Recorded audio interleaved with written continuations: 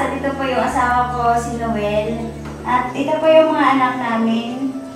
Nagpapasalamat po kami sa Estripana and Company na binigyan po kami ng sariling bahay. Ito na po. Salamat. Maraming salamat po. Kami masaya talaga. Hindi namin so katakalain na magkabahay kami ng ganito. Parang panaginip lang na pag gising mo, ito na pala bahay. Ganda-ganda ng bahay namin.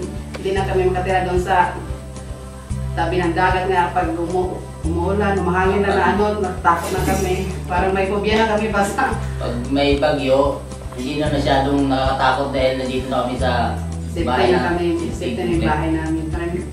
Lalagay yung lamesa ko dito kahit maliit lamang. Okay. Ilalagay. Dalawa lang naman kami.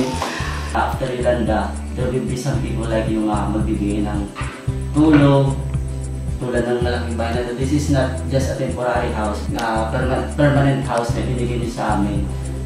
Concrete house na titirahan namin na nasabi ko sa misis ko na we must always pray na yung Estripana, yung si God will bless them na mas maging progressive pa yung company nila so that there will be lot of people na matutulungan nila kagaya ng sa amin. Kasi sinabi sa kanya na marami pa palang taong katulad nila na tumutulong sa mga mahihirap.